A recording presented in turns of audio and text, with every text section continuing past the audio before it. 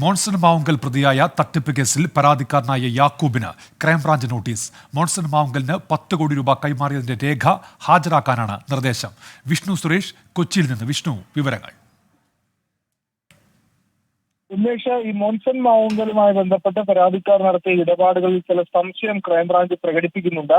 പ്രധാനമായും ഹവാല ഇടപാട് നടന്നിട്ടുണ്ട് എന്നൊരു സംശയമാണ് ക്രൈംബ്രാഞ്ചിനുള്ളത്. പരാതിക്കാർ യാക്കൂബ് പറഞ്ഞതനുസരിച്ച് 10 കോടി രൂപ മോൺസന് കൈമാറിയെന്നാണ് കോടതിയിൽ ഉൾപ്പെടെ പറഞ്ഞിരിക്കുന്നത്. പക്ഷേ അതിൽ ബാങ്ക് ട്രാൻസാക്ഷനായി നടന്നിരിക്കുന്നത് 2 കോടിയിലധികം രൂപ മാത്രമാണ്. ബാക്കി പൈസ 7,90,00,000 രൂപയുടെ കണക്ക് വ്യക്തമല്ല. അതുകൊണ്ട് ആ കണക്ക് വ്യക്തമാക്കുക എന്നൊരു ലക്ഷ്യത്തിലാണ് നിലവിൽ യാക്കൂബിന് നോട്ടീസ് നൽകിയിരിക്കുന്നത്. നേരത്തെ ഇഡിക്ക് മുൻപിൽ ഹാജരായ ഇക്കാര്യങ്ങൾ വ്യക്തമാക്കുമെന്ന് പരാതിക്കാർ പറഞ്ഞിരുന്നു.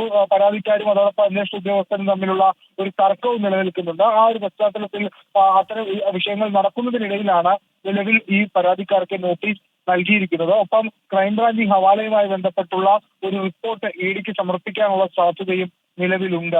ഉന്മേഷ്. വിഷ്ണു സുരേഷാണ് വിവരങ്ങൾ നൽകിയത് കൊച്ചിയിൽ നിന്ന്. ലോകത്തെവിടെയായാലും ഏത് സമയത്തും 24 വാർത്തകളും ഓഗ്മെന്റഡ് റിയാലിറ്റി പാക്കേജുകളും എക്സ്പ്ലെയിനറുകളും വിശദമായി കാണാൻ ഞങ്ങളുടെ യൂട്യൂബ് ചാനൽ നിങ്ങൾക്ക് സബ്സ്ക്രൈബ് ചെയ്യാം.